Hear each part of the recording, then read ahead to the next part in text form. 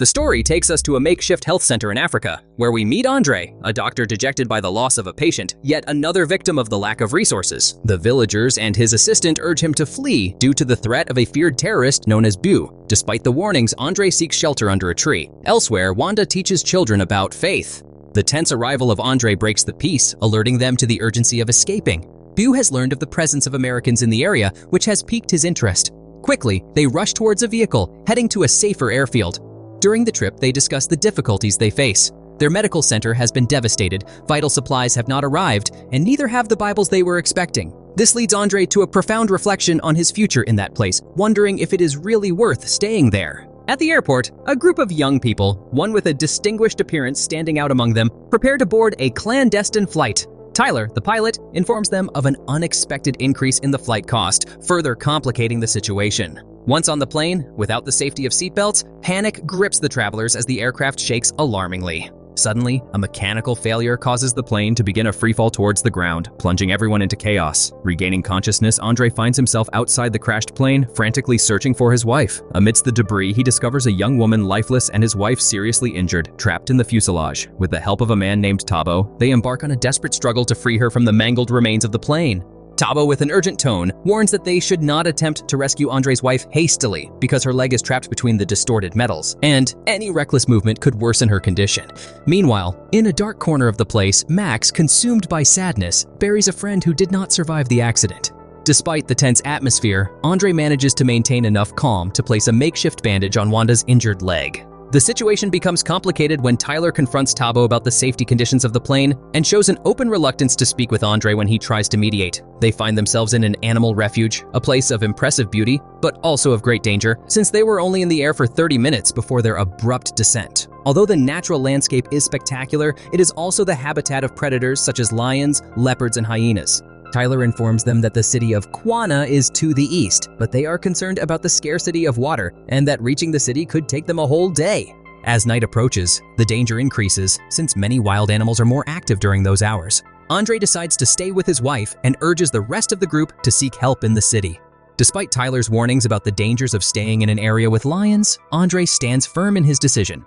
Wanda chooses to stay with Andre, trusting in his leadership ability to eventually guide her to the city and return with help. Despite Tabo's pleas to join the group and leave together, the couple decides to wait for rescue. With a mixture of worry and determination, Tyler, Max, and Tabo begin their journey to the city. During a pause, Max discovers with alarm that they have taken a wrong path, adding even more stress to their already risky journey. Tyler is sure he knows the right direction, and with conviction, ignores Max's doubts, urging him to continue the march even though they have already found refuge among the wreckage of the plane. As they get up, Andre observes a circle of birds of prey flying overhead, a premonitory sign. Driven by curiosity, he decides to investigate a hidden part of the fuselage, discovering something that catches his interest. Meanwhile, Slick faces the arduous dunes, exhausted by the relentless heat. Tyler, trying to lift the group's spirits, assures them that they only have half an hour left to go and hands Slick a bottle of water. Revitalized, they resume their march with renewed energy. Simultaneously, Andre's wife hears him talking in his sleep about his desire to adopt a child once they get out of that environment. 30 minutes later, they reach the end of the road and discover a barren landscape, totally devoid of life, a harsh blow to everyone's spirits. In a dramatic turn of events, Max, overwhelmed by exhaustion and irritation, strips Tyler of his weapon and confesses to having committed a murder. Demanding total submission, Max orders everyone to return. Tyler, keeping his cool in the face of the threat, encourages them to follow him. Slick and Tabo, despite their confusion, choose to accompany Tyler, while Max takes a solitary path. Back at the plane wreckage, Wanda's condition deteriorates. Her wound bleeds profusely, and the scent attracts an enigmatic entity that hides in the nearby vegetation and observes them. Prepared with a metal bar, Andre is alerted by disturbing noises. On the other hand, Max wanders disoriented through an area infested with lions. Eventually, Tyler and the others return to the scene of the crash, encountering new claw marks near where Andre and his wife had taken refuge. In a tense confrontation, Andre suddenly appears, knocks Tyler down, and begins to strangle him. Consumed by grief and anger, Andre blames Tyler for the tragic loss of his wife. At the climax of their confrontation, a flare is accidentally fired, exploding between them and allowing Tyler to catch his breath. Afterwards, Andre holds a small memorial to remember his wife and reveals to Tabo that it was a lion that caused her death. Grieving for not having protected her, Andre sinks into remorse, but Tabo comforts him, assuring him that it was not his fault and that any of them could have faced the same fate. Tyler, still worried, informs them that the lions will return at nightfall and that their strength will be overwhelming. He suggests taking refuge in the cockpit, which only has space for 3 people, intentionally leaving an empty space as bait for the lions since there are 4 of them in total. Tabo, although reluctant, agrees to consider the plan with Andre.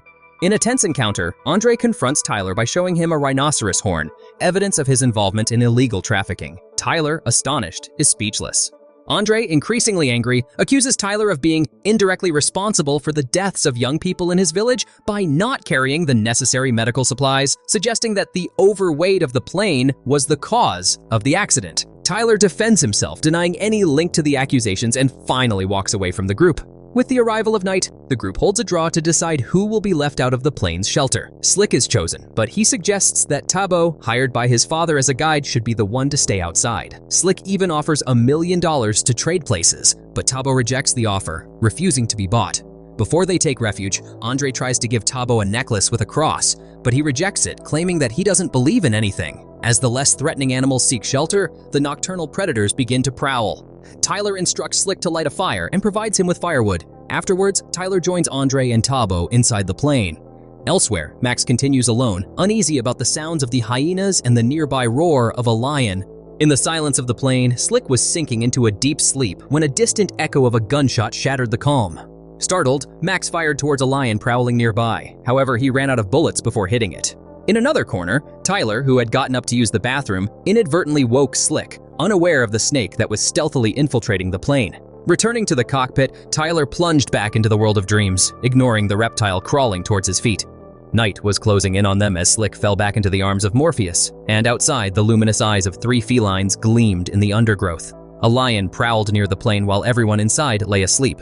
The team, disturbed by Slick's screams, could only maintain a silence charged with tension. Andre tried to get out, but a lion was about to enter. They quickly closed the door, letting dread dominate the space. A snake attacked Tabo in the leg but was quickly incapacitated. Andre, using improvised means, treated the wound and extracted the venom in a desperate race against time and the toxin that threatened to spread. The silence that enveloped the place after the lion's departure was palpable. Upon disembarking from the plane the next morning, the bloodstains they left behind were unmistakable. Andre, with resignation, settled under a withered tree, suggesting that Tyler and Tabo go on without him. Tyler, with determination, advocated maintaining unity and survival together. Andre, resolute in his choice, opted to stay behind to face what awaited him. As Tyler and Tabo advanced, a vehicle appeared in the distance, carrying a halo of hope that soon turned to discouragement upon seeing the armed natives descend from it. Andre, rising, watched them approach with a threatening attitude. Tabo tried to dialogue in their language, being met with hostility. The natives, upon discovering horns in the plane, accused the group of being thieves, thus plunging the encounter into an episode of tension and misunderstanding in the vast and hostile plains of the savannah. During the tense inspection of the plane, Andre was speechless when the leader questioned them about the recipient of the illicit cargo. With a gun pointed directly at him, Andre could only think about reuniting with his beloved after death. However, Tyler boldly intervened, taking full blame for the presence of the drugs. Tabo, in a state of despair, begged for their lives, but his plea was dismissed and his existence abruptly cut short. The leader, aware of the need for more hands to manage the shipment, sought additional assistance. Meanwhile, one of the armed guards offered Andre and Tyler one last chance to escape. Andre was given 10 seconds to run before they would aim to shoot. Tyler received the same proposal, but between them, there was only absolute silence. The leader, with a cruel grin, offered them water, took a sip, and then poured the rest on the ground in front of them, intensifying their thirst. Eventually, the 2 guards succumbed to the weight of sleep. Andre, overwhelmed by exhaustion and resignation, seemed to resign himself to his fate. However, Tyler, driven by the imperative need to survive, devised a plan of attack. He stealthily crept towards the sleeping guard to seize his weapon, but the guard woke up at the last moment and aimed at Tyler. Fortunately, the weapon jammed, giving Tyler a valuable chance to defend himself. When the other guard woke up and tried to intervene, Andre found the energy to react, confronting him and ending his life. Despite the danger that remained latent, Tyler approached Andre, filled with remorse for the circumstances he had caused and with promises to rectify his mistakes. Although Andre was deeply affected, he accepted his reality with a heavy resignation, preparing to face the challenges that awaited them in that hostile environment. Panting, and with Andre on his back, each stride Tyler takes feels like an endurance test. Fatigue and pain cause Andre to slip and fall to the dust-covered ground once more. Immediately, Tyler encourages him with motivating words, helping him up, and both resume their arduous journey towards a valley full of stones. The rocks make their passage difficult, but they manage to reach a temporary shelter. In a moment of carelessness, Andre stumbles again, although, luckily, the fall has no serious consequences. But their brief moment of relief is interrupted when they notice in the distance a group of lions approaching with determination. With every second counting, Tyler helps Andre to his feet quickly and they increase their pace to ascend the uneven terrain.